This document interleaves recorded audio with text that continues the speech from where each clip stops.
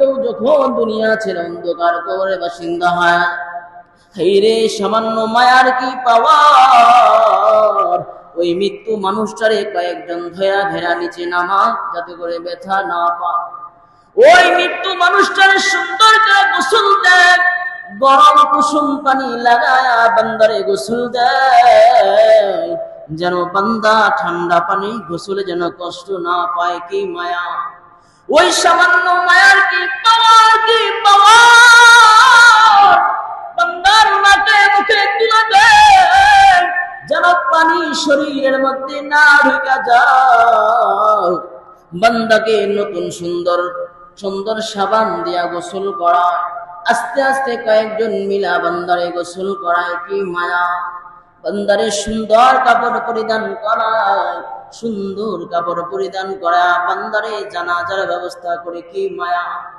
আর প্রত্যেকটা কাজ এত সুন্দর ভাবে সম্পূর্ণ করে, যাতে করে বান্দা ব্যথা না পান, চিরতরে জমিন থেকে বিদায় দেয়া যায় জানাজার মাধ্যমে। বান্দারে কয়েকজন ধীরা কবর দেশে নামায় ফেলা, আর আস্তে আস্তে সুন্দর ভাবে নামায়, যাতে করে ব্যথা না পান। হাইরে শুধু এতটুকুই নয়, সরাসরি মাটি চাপা দেয় না, বাঁশের ছাউনি উপর দিয়া দেয়, যাতে করে ব্যথা না পায়। কি মায়া! ওই সামান্য একটু মায়ার কি পাওয়ার! বান্দারে এত নিরাপত্তা দিয়া বান্দারে মাটি নিচে দাফন করে আসে, এরপরও কি মায়া!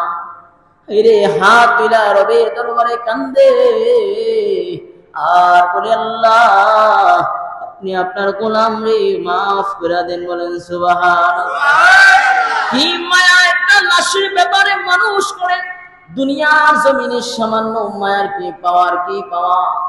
আল্লাহ তাআলা বলে, গোলাম রে আমি আল্লাহ তোরে কত বেশি মায়া করি, কত বেশি মহব্বত করি। গোলাম, এই গোলাম তোরে আমি আল্লাহ এত পরিমাণে মায়া করি, এত পরিমাণে মহব্বত করি। গোলাম তুই যখন আমি আল্লাহর নাফরমানি করে, এরপরে আমি আল্লাহ তোর রিজিক বন্ধ করি না।